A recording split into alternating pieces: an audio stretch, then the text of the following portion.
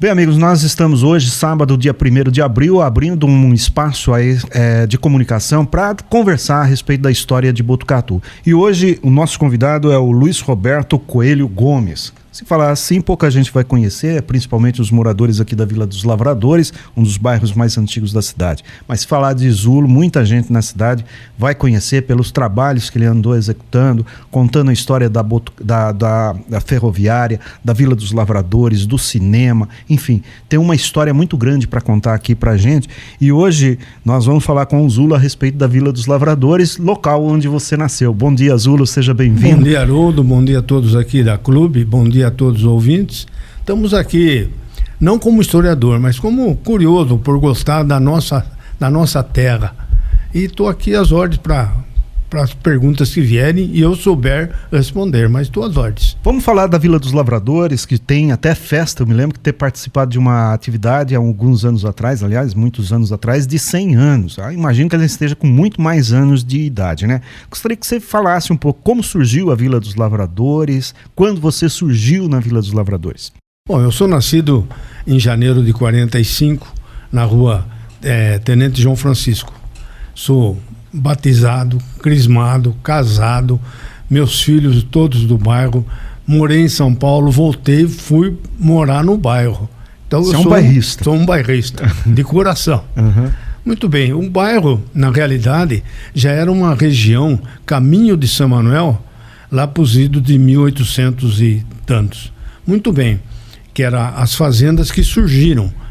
Mas em 1893, Botucatu passava por um processo de urbanização de novas ruas, novas avenidas, no prefeito Rafael Ferraz Sampaio.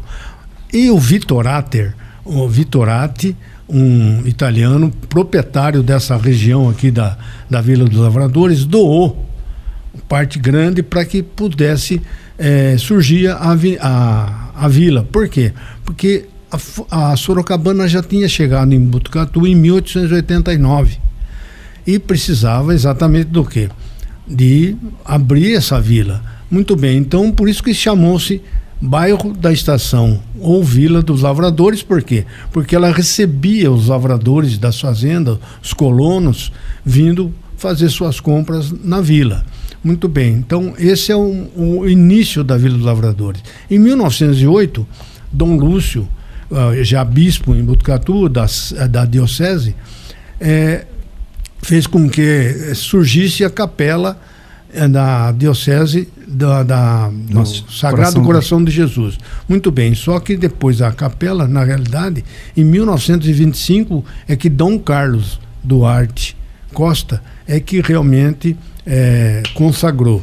Muito bem, esse é o princípio da Vila dos Lavradores. Mas na pujança da Vila dos Lavradores, o seu crescimento, podemos destacar que ela já era um bairro de projeção dentro da cidade. Ali surgiu os irmãos Zanotto, entendeu? Que foi o primeiro elemento que fez a casa bancária, tinha máquina de beneficiar arroz, café, armazém.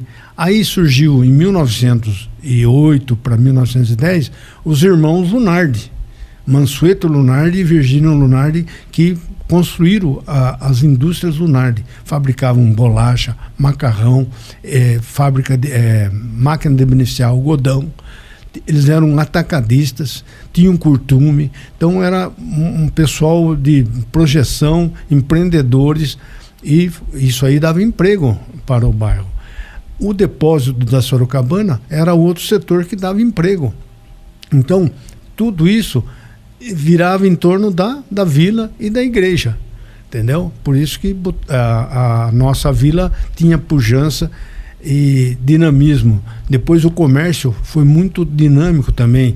Os irmãos Jacóia, todos eles tinham loja de sapato, armazém, certo? Esses Zanotto, os Espera, o Mário Espera, o Plácido Rodrigues Venega, na época, era um grande armazém de atacados e armazém de secos e molhados, e fabricava refrigerante. E ele foi o fundador do Esporte Clube Inca também, certo? Então tem os irmãos Savini, também tinha oficina.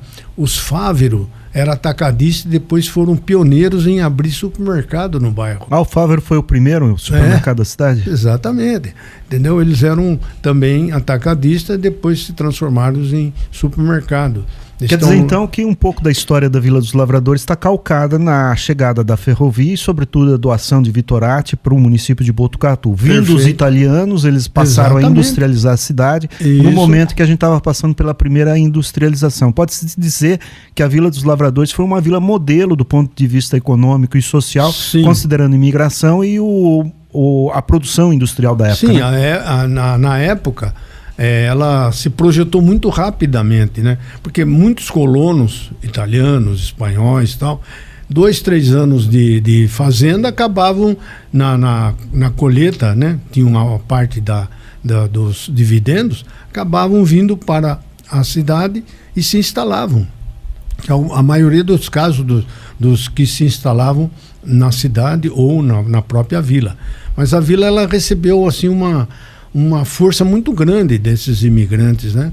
Entendeu? O comércio era excelente na época.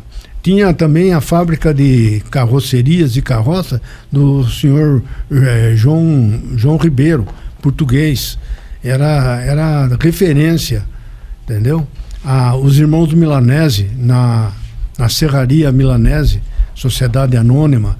Então o bairro era forte, era dinâmico. E tinha disputa com o restante da cidade? Porque eu estou imaginando, se eu sou uma pessoa bem qualificada economicamente e culturalmente, considerando a vinda de pessoas do velho mundo para a cidade, poderia ter ocorrências de divergência com o restante da cidade. Isso existia? Não, eu acho que concorrência em si, não, mas sempre há como é que chama? Não vamos falar inveja, mas a cidade em si, ela já tinha mais benefícios urbanísticos, né? A parte urbana da cidade também influencia, porque o pessoal tinha a escola normal, o Cardoso, o Pinheiro Machado, certo? Então essas coisas já davam demonstração de que a cidade era mais progressista, mais elitizada, entendeu? Mas também a influência imigrante muito grande. Haja os milaneses da Avenida Floriano Peixoto, o Blasi, certo? Então era um pessoal que deu muito emprego e muito desenvolvimento.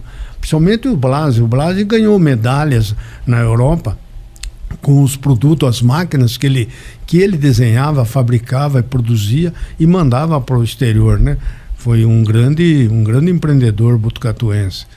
Ô Zulo, e no caso dessas famílias, ao longo da história, muitos desses nomes permaneceram no setor industrial, outros foram para outros setores. Ainda existe a presença dessas pessoas tradicionais que você citou, os Lunardi, Jacóia, o Zanotto, enfim, esse povo todo que você citou, eles ainda estão residentes naquela região? Fulvio Chiaradia, que é um homem importante que você não citou, está morando lá, né? Não, veja bem, de Jacóia ainda tem filhos, netos, bisnetos, né? Mas no comércio em si, dando continuidade aos ramos, eu acredito que não tem mais ninguém. Os Lunardi, Zanotto, Jacóia, Plácido Rodrigues Venegas, esse pessoal, os Nunes, o Manuel Nunes da Silva foi um grande comerciante, mas eu acredito que no ramo já não existe mais. E no caso, a gente também tem na história de Botucatu uma situação que tem a ver com a indústria aeronáutica. Lá na Vila dos Lavradores, ali próximo à Igreja Sagrado Coração de Jesus, eu descobri que numa daquelas áreas onde tem um conjunto de lojas, era uma fábrica de hélice de avião. E mais um pouco para frente, você tem a fábrica Embraer, a fábrica da Neiva, que funcionou aqui na Vila Antártica. Não sei como que era isso. E tem muito a ver, né, a indústria inovadora para o período, se instalando na região de Vila dos Lavradores. Qual seria esse atrativo todo aí? Muito bem. A Neiva, ela na realidade ela é de 54, em Manguinhos, no Rio de Janeiro. E ela se transferiu para Botucatu em 1956, certo? Já é uma outra história, né? E aí ela adquire um patrimônio que era do Plácido Rodrigues Venega, na rua Nossa Senhora de Fátima, lá na Vila Antártica. E lá ela inicia a sua construção do antigo Paulistinha, P56. Muito bem.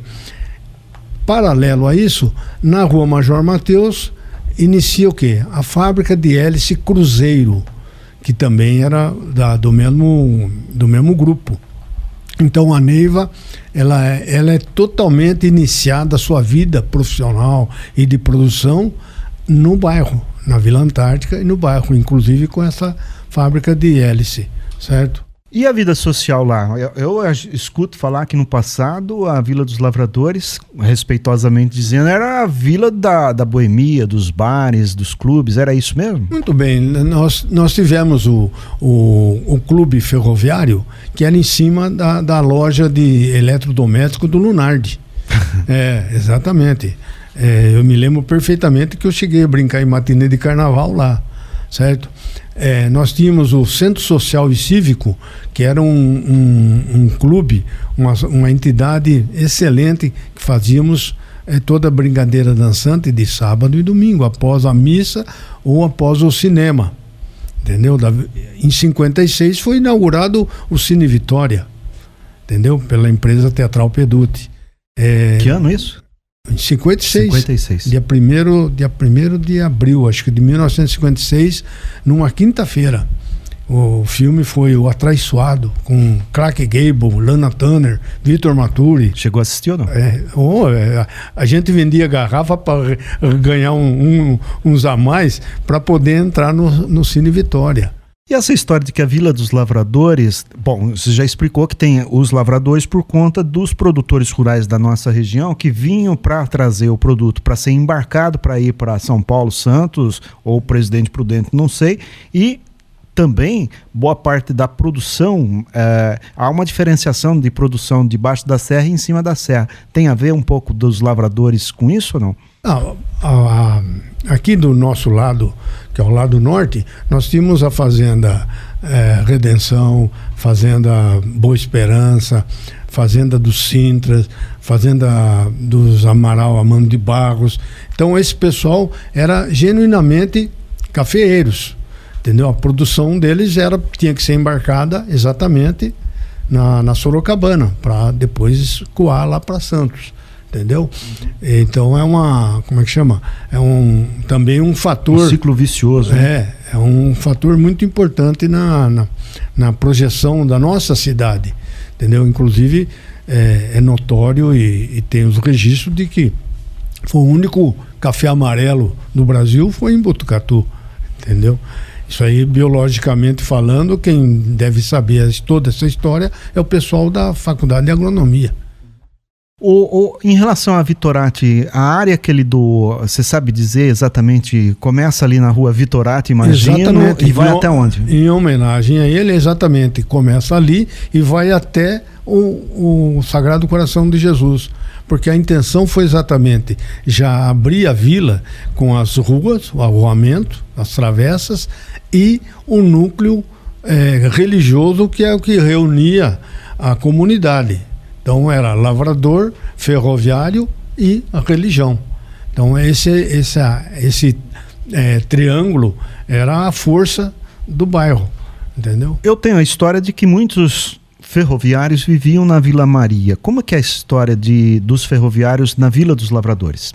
Então, a proximidade da estação e do depósito fazia com que ou você morasse no bairro, na Vila Maria, Vila Jaú, Vila Maria e Vila Aparecida, entendeu? Que, aliás, não é Vila Aparecida, né? Vila São Lúcio, certo? Porque aquilo ali era tudo da igreja, da cúria diocesana, né? Toda aquela área lá. Então, esses 3 núcleos eram onde se alojavam os ferroviários, dado a proximidade para poder trabalhar, né? Os horários diversos que havia na ferrovia, entendeu? Ô Zulo, e no caso, nós estamos aqui conversando com o Luiz Roberto Coelho Gomes, o Zulo, dentro dessa comemoração que nós faremos todos os sábados em comemoração ao aniversário da cidade de Botucatu, e hoje o Zulo está emprestando os conhecimentos dele para falar a respeito da Vila dos Lavradores, é nosso convidado para outros programas aos sábados também, para falar sobre a indústria de aviação. Querendo ou não, Botucatu foi pioneira nos anos 1950 na produção de avião, havia pouca gente produzindo avião no mundo, e em Botucatu deu origem à fábrica Neiva, que acabou sendo incorporada pela Embraer e produziu uma série de aviões, né? E no caso, Zulo, houve algum momento lá pelos anos, na segunda metade do século, em que a economia de Botucatu praticamente mudou o patamar por conta das crises e da guerra. A Vila dos Lavradores virou o quê nesse período em que a produção agrícola diminuiu sua importância na economia do Brasil e no mundo? Bom, Haroldo, é o seguinte, isso aí a gente, através de leituras, né? Mas a grande crise de 1929, a quebra da Bolsa de Nova York, ela teve influência no mundo inteiro economicamente, certo? E o Brasil não seria diferente, que era um país dependente totalmente dos Estados Unidos. E Botucatu também entrou nesse mesmo clima. Então houve um declínio de empreendimento, de desenvolvimento, exatamente a crise econômica que houve, certo? Então Botucatu não passou também em branco. Teve que arcar com toda essa história, né? Esse problema mundial, certo? Certo, nós estamos aqui, conforme disse, falando com o Luiz Roberto Coelho Gomes, o Zulo, que tem vários livros publicados sobre a história da Vila dos Lavradores, sobre a história do cinema, sobre diversos, o Clube da Ferroviária também, entre outros. A gente vai numa passagem comercial, nós retornamos na sequência. Quem compra na Comercial B&B concorre a prêmios em dinheiro, que poderão chegar a R$700 mil. E lembrando que a B&B é a loja que mais tem dado prêmios em dinheiro em Botucatu e região. Então não perca tempo e confira essas ofertas. Tubo Tigre 4 polegadas, R$109. Bela Ducha Lorenzetti, R$65,90. Gabinete para cozinha de 1,5 m, R$499. E lembrando que para sua construção ou reforma, a B&B tem o melhor em acabamento. Promoção Dinheiro na Mão da Comercial B&B, onde você compra, economiza e pode ganhar dinheiro. Rua Floriano Simões 230. Telefone 3815-1900. Vila dos Lavradores. A construtora Reinaldo Henrique Engenharia tem o orgulho de apresentar o mais novo complexo comercial e residencial de Botucatu, Le Grand Chaillot, um moderno edifício na Avenida Vital Brasil, um dos pontos mais charmosos de Botucatu, com áreas comerciais no terreno e ampla área de lazer, com piscina coberta e descoberta, ambas aquecidas, sauna, quadras poliesportivas, campo de minigolfe, salão de festas, academia, salão de pizza, cinema, playground e soul wine. 2 torres, uma exclusiva com 4 apartamentos por andar, todos com 3 suítes, e outra torre com 1 e 2 dormitórios, sendo 4 unidades premium por andar. Procure seu corretor de confiança nas imobiliárias de Botucatu. Le Grand Chaillot, mais uma obra com a qualidade Reinaldo Henrique Engenharia. Seven Motors, confiança, credibilidade e excelência. Sua concessionária Premium proporciona confiança, credibilidade e excelência no atendimento, entregando o que há de melhor para os seus clientes. Faça uma visita na Avenida Deputado Dante Delmanto 2833. Confira parte do estoque no site sevenmotors.com ou pelo telefone 3813-7707. Muito bem, nós voltamos aqui no Jornal da Clube Gente, nesse sábado, dia 1º de abril, conversando com o Luiz Roberto Coelho Gomes, conhecido como Zulo, uma pessoa muito querida na cidade de Botucatu, com uma contribuição à cultura, à nossa história, e é uma pessoa espetacular, tem uma lembrança maravilhosa com seus jovens 70 e tantos anos, né, Zulo? Zulo, nessa história toda, a Vila dos Lavradores, ela tem um bom campo de futebol, chegou até quase ter uma fábrica de cerveja, chegou até a Skin Cariol, etc, etc. Mas vamos falar um pouco da vida das pessoas quando elas não estavam sendo produzidas. Como que era o lazer, o cinema, o time de futebol, a escola de samba? Que lembranças você tem, por exemplo, da primeira televisão, o sinal lá? Hoje existe um centro de transmissão de televisão ali no Jardim Paraíso, que é muito importante e que não tinha antes, era lá próximo, se não me engano, ao ginásio de esportes. Como é? Que lembrança você tem dos ricos, os nobres aqui da Vila dos Lavradores? Eu vou lembrar um fato que muitos, acima da minha idade vão lembrar. Mas em 1959... eu assisti na casa do senhor Lúcio Lopes, a televisão, o jogo final entre Palmeiras e Santos. E o Palmeiras ganhou do Santos. Por isso que você virou palmeirense. Não, eu sou corintiano. Mas eu me lembro perfeitamente que o senhor Lúcio Lopes tinha um sobrinho que chamava José Luiz Rosseto, amigo meu, foi coroinha junto comigo, fizemos um TG junto, grande amigo. Mora em Goiânia. Muito bem. Ele convidou mais alguns amigos e fomos todos ver o jogo. Haroldo, era a tela da televisão, parecia, sabe o quê? Um carrinho de pipoca. Você já viu pipoca saltando? Sei como é que é. Tinha você chuvisco. Via, chuvisco. Malemar você via a imagem, o jogador correndo e tal. Era mais imaginação, né? E era um tarde por bombril na antena. Dessa época. Exatamente. E aí alguém lá para fora virar a antena. Mas em 1959... não tinha nem nascido ainda. Então, outra pessoa que tinha a televisão era o seu Luciano Lunardi, e a primeira torre de televisão feita domiciliar foi a do seu Jesus Spernega, que foi um jogador da Ferroviária, depois caminhoneiro, e trabalhava com os curtume, pioneiro, ele transportava couro. Então eu me lembro também perfeitamente da televisão, parece que eu estou vendo até a sala onde tinha televisão e nós, a molecada, tudo lá de domingo para ver alguma coisa na televisão. Não lembro a marca não, né? A minha primeira televisão que eu lembro era a Admiral. Nossa. Que pegava o sinal igual você estava dizendo. De vez em quando ficava tudo branco, parecia que a gente estava ficando cego e dava uma distorção de imagem, tinha que ir lá atrás. Exatamente, Então, de televisão, o que eu me lembro são esses fatos e essas pessoas que possuíam a televisão, que era um artigo de luxo. Entendeu? Nossa senhora, era igual ter um telefone celular no dia de hoje com via satélite, né? Exatamente. E em relação a times de futebol, aqui um dos mais... tem 2 clubes espetaculares, né? Que era o campo do Inca e esse campo novo que agora vai virar um supermercado. O campo do 7 de setembro. Como é que eram as atividades esportivas aí nessa época? Da minha infância, eu joguei no juvenil exatamente do 7 de setembro. Depois joguei no amador também. Mas o campo do Inca, onde é o campo do João Roberto Pilan, lá na minha infância, como eu morei na Vila Antártica, lá tinha os restos de muro que era para ser um cemitério.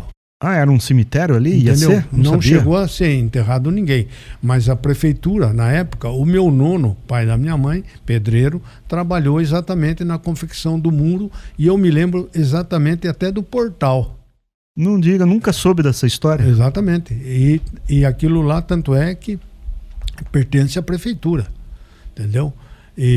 Então ali foi fundado o Esporte Clube Inca pelo comerciante Plácido Rodrigues Venegas. Esse homem foi muito importante no desenvolvimento da cidade. Ali onde é a Unifac, tinha o Clube Antártica, mas ele teve uma vida muito pequena. E dali é que se transformou, então, o Esporte Clube Inca, que eram os 2 rivais, Inca e 7 de setembro. E o Inca seria uma fábrica de bebidas aqui na cidade, não seria? Desse Plácido Rodrigues Venegas, entendeu? Que de domingo a gente subia no caminhãozinho, tinha 3, 4 engradados de refrigerante, os jogadores tudo já uniformizado e seguia para o jogo. Eu me lembro porque meu pai jogava no Inca, entendeu? Então tem essa historiazinha dos dois clubes. Mas lá atrás houve o clube da indústria Lunardi, teve os comerciários. Essas coisas também não sabia. As indústrias mantinham times de futebol. Então, inclusive no livro seu. No livro de 100 anos de bairro, eu fiz o livro junto com o Dr. Joel Espadaro. Aqui tem fotos dos times, da Comerciário, o Luna, entendeu? Então, e o lazer também, é que eu disse para você, o Clube Ferroviário, em cima do Lunardi, e o Centro Social e Cívico, que deixou muita saudade, entendeu? E agora a gente fala... deixa eu complementar. A quermesse do bairro, do Sagrado Coração de Jesus, era o top em matéria de aglomeração de botucatuenses. Isso foi até os anos 70, se não me engano. Porque ela era realmente numa estrutura, era um complemento de cultura de Botucatu. Me falaram também que, seguindo aquelas orientações daquele Papa que mandou se aproximar do povo pobre, chegou-se até construir uma mini vila num espaço lateral ali da Igreja Sagrado Coração. Diz que tinha 4, 5 casas que eram dadas às pessoas carentes da cidade. Isso é verdade? Na realidade, eu não tenho nada desses registros, mas a gente ouvia falar pelas pessoas antigas, né? Que hoje já não estão mais aqui entre nós. E o samba? A Vila dos Lavradores teve a principal escola de samba da cidade. Esse é um momento histórico. E quando surge isso? Isso aí em 1972, num sábado de carnaval, o nosso grupo que fazia futebol de sábado terminava o futebol e vinha na lanchonete Arco-Íris, do José Gragnani. Entendeu? E ali jogava-se conversa fora, tal, panapapá, bebia-se umas e outras. Muito bem, um grupo liderado pelo o João Roberto Pilão, o Birde Leão, certo? O Cizinho, o Nidoval Morese, o Carlão. Então, de repente, eles saem da lanchonete e sobem até o grupo Dom Lúcio, onde o orientador da fanfarra do Dom Lúcio era o Linei Ferreira, estava junto. E conseguiram os tambores, os instrumentos, e desceram batucando. E aquilo ficou meio assim, né? E tem uma frase fantástica que ficou na história: o ano que vem nós vamos descer a Rua Amando com a nossa escola de samba, dita pelo João Roberto Pilã. Que impressa o nome ao campo do Inca. Exatamente. Foi um personagem maravilhoso. Então o que aconteceu? Daí em diante, em 73, já foi fundada a escola de samba da Vila dos Lavradores. Não era Dragões. Não. Em 77, a diretoria resolveu mudar o nome, Escola de Samba Dragões da Vila, que funcionou de 73 a 96, entendeu? Como escola de samba. Em 2003, houve por bem reunir o pessoal e fundar a Associação Recreativa Dragões da Vila, que é o que está lá até hoje, com a sua sede própria, liderada por uma diretoria também excelente, maravilhosa. E agora mudou, né, o nome, agora é a Associação Recreativa. Exatamente, né? Que através dela e do incentivo do Juninho, Antônio Cecílio Júnior, entendeu? Estamos terminando o livro da história da escola de samba e o surgimento da Associação Recreativa Dragões da Vila. Ô Zulo, e como é que foi o calçamento, né? Você falou aí do Vitorati, falou da Plácido Domingo Venegas, etc. São personagens extremamente importantes. Considerando que a Vila dos Lavradores era a veia mestra, né? Coluna vertebral da economia da cidade de Botucatu, considerando as indústrias que nós tínhamos nessa região, imagino que telefone, energia elétrica e calçamento de rua foi uma prerrogativa de desenvolvimento reivindicado pelos moradores. Você tem informações, memórias disso? O que eu tenho dos registros do Hernando e Donato é que em 1937 já iniciou-se a colocação de paralelepípedo na Major Mateus. Entendeu? Então, 37. 1937. Isso aí, inclusive, eu ouvi da boca do Pedro Giacoia também. E no Hernando e Donato, ela tem o Hernando e Donato, que é uma maravilha, os dois livros de achegas para a história de Botucatu. Ali você viaja no tempo e tudo que aconteceu em Botucatu. E telefone, a história de Botucatu conta que aqui antes desses telefones era a Companhia Telefônica Brasileira, CTB. A gente até vê em alguns lugares da cidade esses boca de lobo com essa inscrição. E muita gente não sabe o que é, né? Então quando tiver CTB é Central de Telefônicas do Brasil. Como que era a telefonia? Porque na história, outro dia eu estava vendo, os telefones era 1, 2, era número 12, número 1, número... Exato. É engraçado. As casas comerciais, hoje é tudo com neon, né? Mas naquele tempo tinha o famoso toldo, com o nome do local, da loja e telefone. 231, 123, sabe? Era 3 números só. E poucos comerciantes tinham telefone e casa particular era muito raro. Muito raro aqueles que possuíam a linha telefônica, entendeu? E a gente ouvia falar, tinha algumas coisas que era engraçado.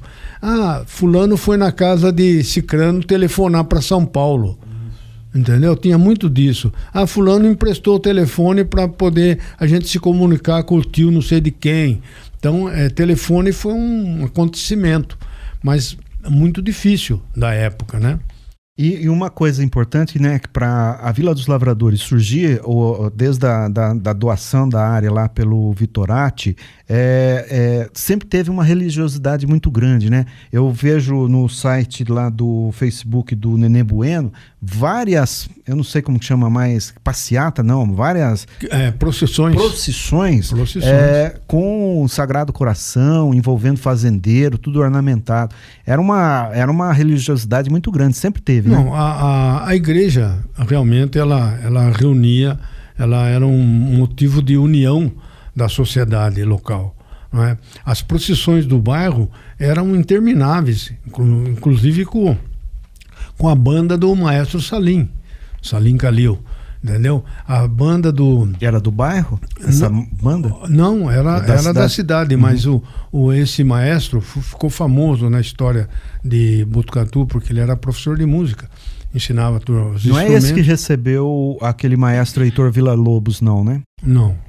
Então, a procissão de Sexta-feira Santa do Senhor Morto era fantástica.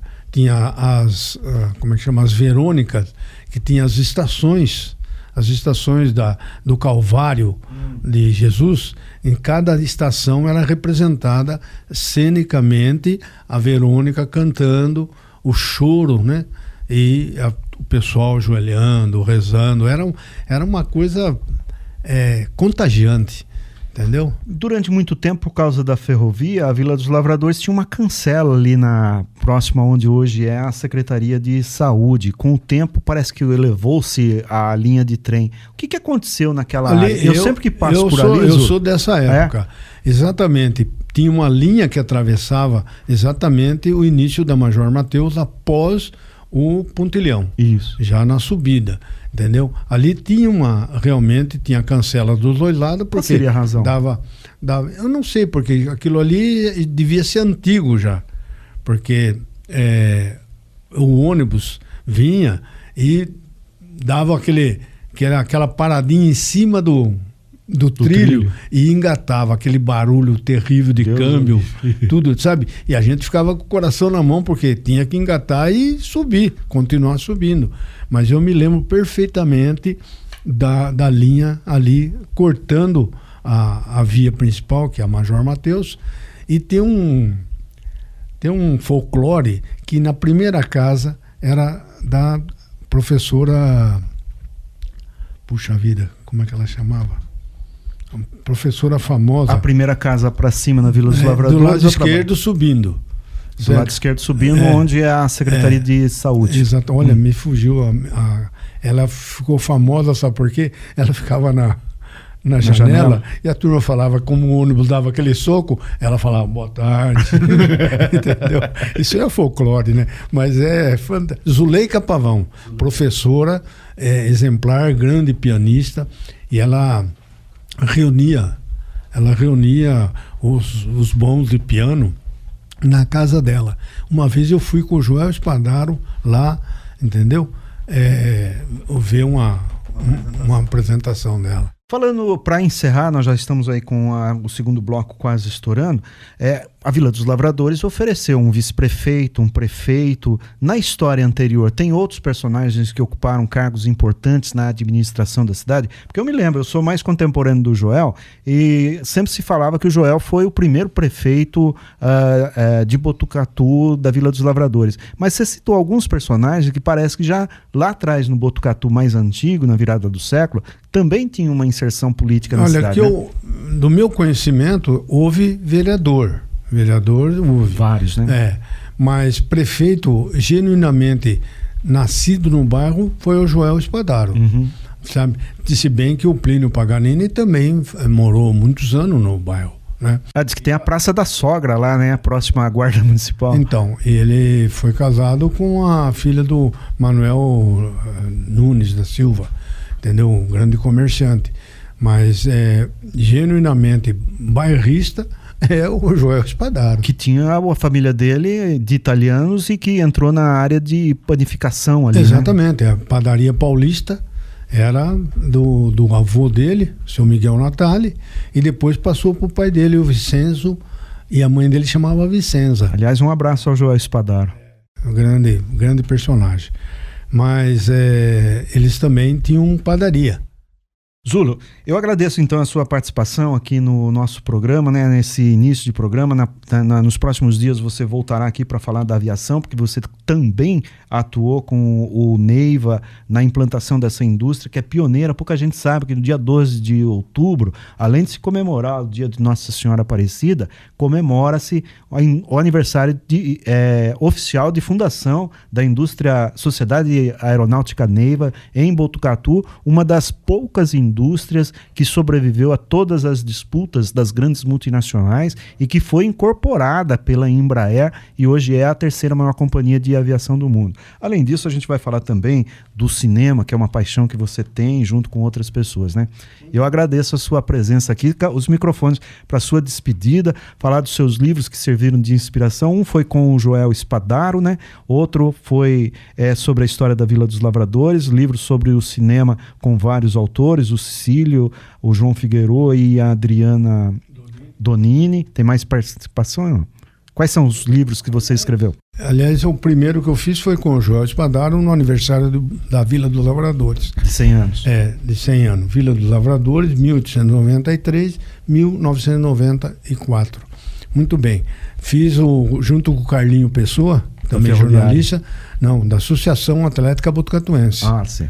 E junto com a Galvani, a Angélica Galvani e o Álvaro Picado Gonçalves, também fizemos o da Ferroviária.